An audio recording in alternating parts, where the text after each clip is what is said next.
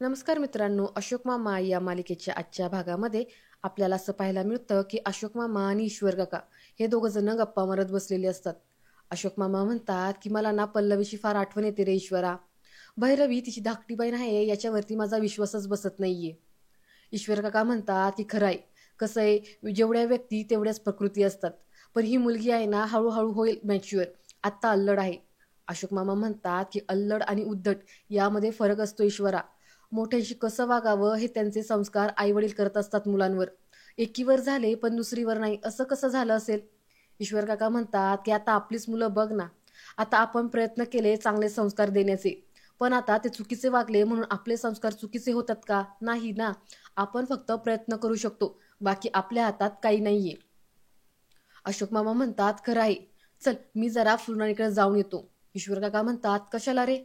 अशोक मामा म्हणतात की अरे फोनच नाहीये तिचा. काहीच कळत नाहीये मला.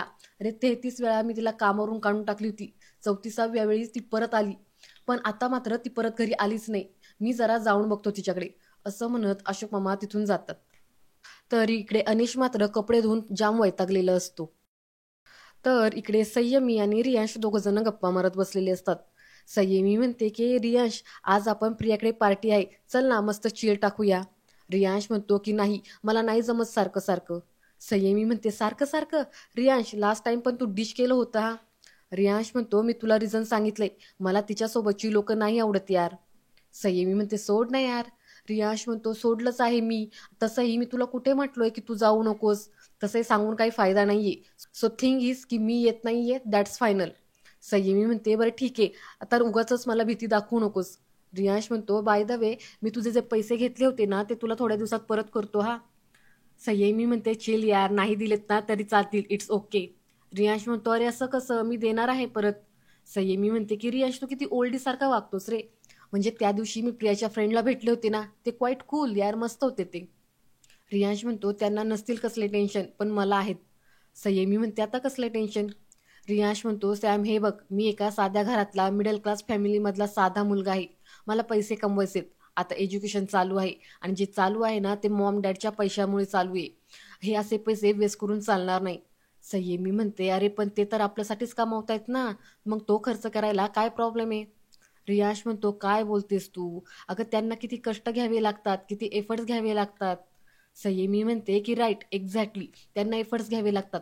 आपल्याला नाही, आपण जस्ट चिल करायचं, फन करायचं. सो तू आज माझ्यासोबत येतोयस मला काही माहित नाही, आणि तसंही यारी पैसे नाही लागत त्यासाठी. It's house party. Dance, music, party, games एवढंच असणारे बस. रियांश म्हणतो मला बोर होतं यार. संयमी म्हणते की Riyansh I don't know anything, तुला घरी बसून तसंही बोरच होणार आहे. सो तू आज माझ्यासोबत येतोयस, मी तुला 8:30 वाजता फोन करते. 8:30 वाजता रेडी राहा, ओके बाय. असं म्हणून संयमी तिथून निघून जाते. त्यानंतर इकडे ईशान हा मोबाईलवरती खेळत असतो, तर भैरवी तिचं काम करत असते. तेवढ्यात तिला फोन येतो आणि भैरवी म्हणते की येस येस, मीच कॉल केलेला एजन्सीला, मला अर्जंट बेसिसवर मेड पाहिजे, प्लीज प्लीज आज पाठवली ना तरी चालेल. पुढे ती फोन ठेवते. तेवढ्या तिथे अनिश येतो आणि तो ईशानला म्हणतो की ए ईशान. ईशान म्हणतो हा ते कपड्यांच्याकडे ना, त्यानंतर मी घड्या घालेल. अनिश म्हणतो ते तर करच तू, पण आजोबा कुठे आहेत? अरे ते त्यांचा मोबाईल विसरून गेलेत. ईशान म्हणतो माहिती नाही. अनिश म्हणतो तू काय करतोस एवढा मोबाईलवर? ईशान म्हणतो मी मी अभ्यास करतोय. अनिश म्हणतो फोनवर? ईशान म्हणतो काका, अरे हल्ली आता फोनवरच अभ्यास असतो. अनिश म्हणतो ए उगाच शेंड्या लावू नकोस हा. ईशान म्हणतो अरे काका खरंच, आता बघ, चंदोबा इराला तिकडे घेऊन गेलाय ना, आता तो तिचा तिकडे अभ्यास घेईल, इकडे तू माझा अभ्यास घे, नाहीतर मी एंट्रन्स एक्झाम मध्ये फेल होईल हा. अनिश म्हणतो अरे मला तुझा अभ्यास येतच नाही, इनफॅक्ट मला माझाच अभ्यास कधी जमला नाही करायला. पुढे तो हळू आवाजातच म्हणतो की एक काम कर, जा तुझ्या मावशीला विचार.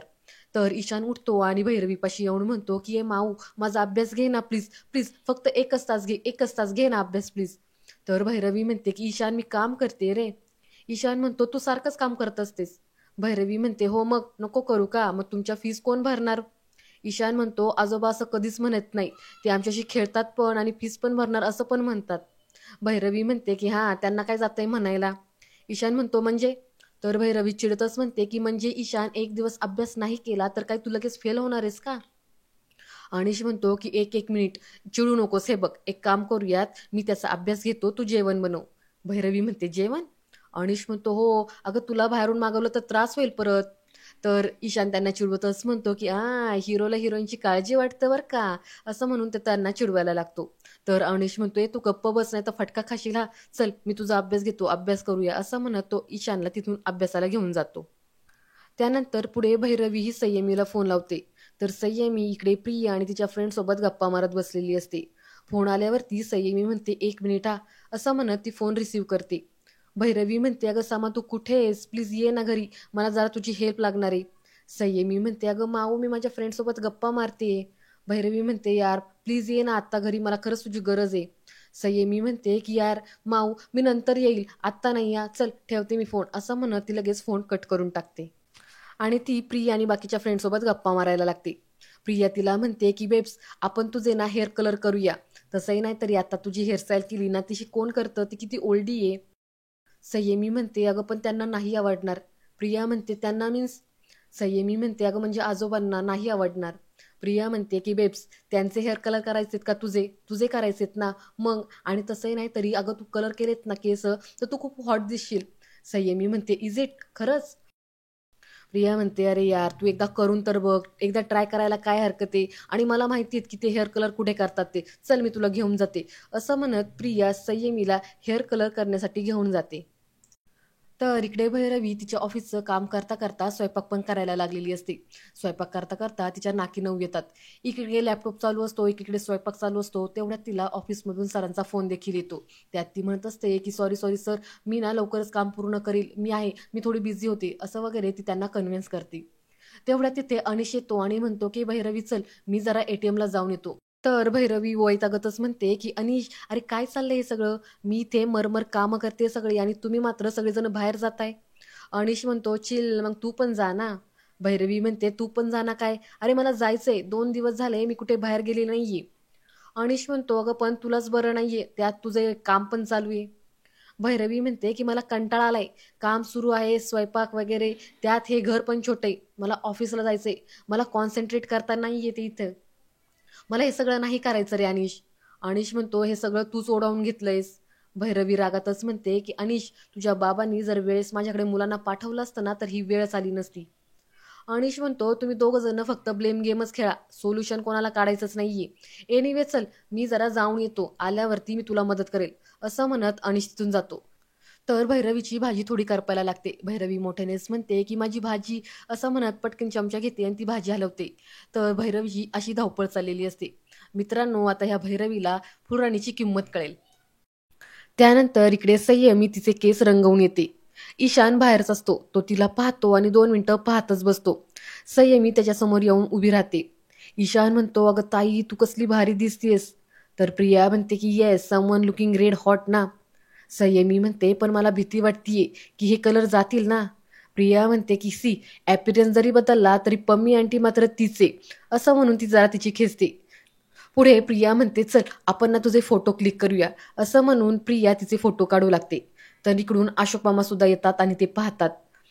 फोटो काढून झाल्यानंतर प्रिया संयमीला फोटो दाखवत म्हणते की बेब्स तुझमे वो बात है.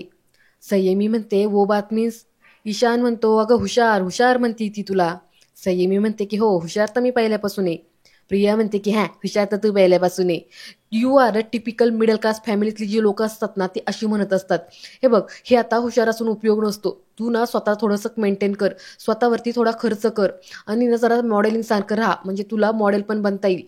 मग काय फेम नेम मनी सगळं काही भेटेल तुला. यावरती संयमी मात्र हवेतच असते. आणि हे सगळं अशोक मामा तिथं उभं राहून ऐकत असतात. ईशान त्यांना पाहतो आणि हळू आवाजाचं संयमीला सांगतो की आजोबा आलेत, ते पाहतात ते सगळं. तर संयमी घाबरूनच उभी राहते. अशोक मामा पुढे येतात आणि संयमीला म्हणतात की तू जे हे केस रंगवलेत हे छान दिसतात असं तुला वाटतं का. संयमी म्हणते की हो मला असं वाटतं की ते छान दिसतात. अशोक मामा म्हणतात असं तुला वाटतं का बाकीचे लोक म्हणतात म्हणून तुला तसं वाटतं की हे छान दिसतंय. संयमी म्हणते की नाही मला वाटतंय ते की छान दिसते. अशोक मामा म्हणतात की तुला ती हिसाब नीतीतली गोष्ट माहितीये का. संयमी म्हणते की कोणती. अशोक मामा म्हणतात अगं असं काय करतीये, तुझ्या वेणूआजीने तुला बऱ्याच गोष्टी सांगितल्या असतील ना. संयमी म्हणते हो सांगितल्यात पण आता त्याचा काय संबंध इथे. अशोक मामा म्हणतात की आहे संबंध आहे, असं म्हणत बाकड्यावरती तिच्या सोबत बसतात आणि तिला सांगतात की अगं एका जंगलामध्ये कोल्हा असतो, त्याला वाघाचं कातडं सापडतं. मग तो ते वाघाचं कातडं घालतो आणि जंगलभर फिरत असतो. त्याला वाटायला लागतं की तो स्वतः वाघ आहे. प्रिया म्हणते, "एक्सक्यूज मी ग्रँडपा, तुम्ही काय बोलतात आहेत ना ते मला कळत नाहीये." अशोक मामा म्हणतात, "पण तिला कळतंय ना मी काय बोलते ते. हो की नाही संयमी?" तर संयमी मान खाली घालते. अशोक मामा म्हणतात की "सतत दुसऱ्यांसारखं दिसण्याचा तू हट्ट का करत असतेस संयमी?" प्रिया परत मध्ये बोलते की "ग्रँडपा प्लीज, तुम्ही तिला लेक्चर देऊ नका." अशोक मामा म्हणतात की "मी तिच्याशी बोलतोय, तुझ्याशी बोलत नाहीये. तू अजिबात मध्ये बोलायचं नाही." प्रिया म्हणते, "का नाही बोलायचं मी मध्ये? ती माझी फ्रेंड आहे." अशोक मामा म्हणतात की "संयमी तुझी ही फ्रेंड आहे?" तर संयमी म्हणते की "हो, माझी ती फ्रेंड आहे." अशोक मामा थोडे हसतच म्हणतात की "हो, ती तुझी फ्रेंड आहे, मग तिने तुला सांगितलं नाही का की केसांना असं कलर लावून केसांची वाट लावू नकोस? पण ती तर तुझे चांगले फोटो काढतीये."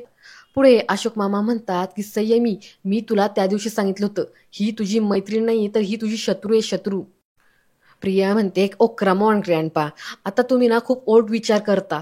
अहो हे आता फॅशन आहे, ट्रेंडिंग चालू याचं. ट्रेंडिंग पण नाहीये, पण उगाचच आता ह्या पम्मी आंटीला कलर शॉक नको ना बसायला, म्हणून मी एवढंच केलं." अशोक मामा उठतात आणि म्हणतात की एवढंच केल्याने तिच्या केसांचं काही नुकसान झालं तर?" प्रिया म्हणते की "एवढीशाने काय नुकसान होणार आहे?" अशोक मामा म्हणतात, "हो का? मग तू का नाही केलं तुझ्या केसांना?" असं म्हटल्यावरती प्रियाची बोलतीच बंद होते. तिथं तर मम करतच म्हणते की "ते मी मी केलं होतं पण." तर अशोक मामा म्हणतात की "मला तर तुझे केस नॉर्मल दिसतात, तू कुठं कलर केलेलेस?" पुढे ते संयमीकडे बघतात आणि तिला म्हणतात, "तुझ्या डोक्यात आलं होतं का ग हे?" संयमी मान खाली घालते. अशोक मामा म्हणतात की "जर आपली मैत्रीण आपल्याला एखादी गोष्ट करायला सांगतीये आणि ती स्वतः करत नाहीयेत, तर याचा अर्थ ती आपली मैत्रीण नाहीये, कळलं?"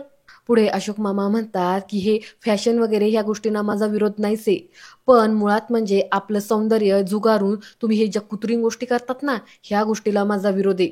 मुळात म्हणजे संयमी तुझे केस खूप सुंदर आहेत, तुला हे असलं करायची काही गरज नाहीये." तर संयमी उठते आणि म्हणते, "अहो आजोबा, पण हे फक्त टेम्पररी आहे." अशोक मामा म्हणतात की "हो, हे टेम्पररी आहे, पण नंतर आता उद्या तू अजून काहीतरी करून येशील. आज वाघाचं कातडं घातलंय, उद्या सिंहाचं कातडं घालून येशील. तुझं हे जे काही चाललंय ना, त्याचा शेवट फारसा बरा होणार नाहीये." आणि आणखीन एक संयमी बाळा, काही लोकांना कातडं पांगून जगायची सवय असते, पण त्याच्यामुळं त्यांचं कधीच भलं होत नाही. खोटं आणि बनेल वागणाऱ्या माणसांपासून जरा सावध राहा. असं तिला म्हणून अशोक मामा घरी निघून येतात. घरी भैरवी काम करत बसलेली असते. अशोक मामा येतात आणि भैरवीला म्हणतात की भैरवी, त्या संयमीकडे जरा लक्ष दे, केस रंगवलेत तिने." भैरवी म्हणते, "ठीक आहे ना मग." अशोक मामा म्हणतात, "ठीक आहे असं म्हणून सोडून देता येणार नाही." भैरवी, "हे बघ, मुलांना या वयात स्वतःचं बरं वाईट असं कळत नाही, त्यांना त्याची जाणीव करून द्यावी लागते."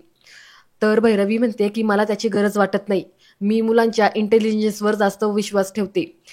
अशोक मामा म्हणतात की "इंटेलिजन्स म्हणजे नक्की काय? फॅशन, ट्रेड हे माहीत असणं म्हणजे इंटेलिजंट का? आपल्या आयुष्यात काय करायचंय, काय करायचं नाही हे कळणं म्हणजेच इंटेलिजंट." तर भैरवी म्हणते, "मग कळायचं ना तेव्हा कळेल, घाई काय आहे?" अशोक मामा म्हणतात की "कारण की ह्यावेळेस घेतलेले निर्णय हे आयुष्याला आकार देतात. वाळूच्या कणासारखं हे आयुष्य खूप खूप आहे असं म्हणता म्हणता आपल्या मुठीतून कधी निसटून जाईल ना हे आपल्याला कळत पण नाही." भैरवी म्हणते की "सारखी जर त्यांना अक्कल शिकवली ना, तर ते दुसऱ्यांच्या मनाप्रमाणे ते वागतील. मग जे आयुष्य निसटून जाईल त्याचं काय?" अशोक मामा म्हणतात की "ए, तू मला उगाचच शहाणपणा शिकवू नकोस हा." भैरवी म्हणते की "अजिबात शिकवत नाहीये. मला एवढंच सांगायचंय की मुलांना वाढवायची माझी हीच पद्धत आहे आणि आपण कोणाची तरी एकाचीच पद्धत कायम ठेवूया. प्लीज, नाहीतर काय होईल, मुलं कन्फ्यूज राहतील." अशोक मामा म्हणतात की "तुझी पद्धत? अगं तुझ्या पद्धतीने मुलांचं नुकसान झालं तर?"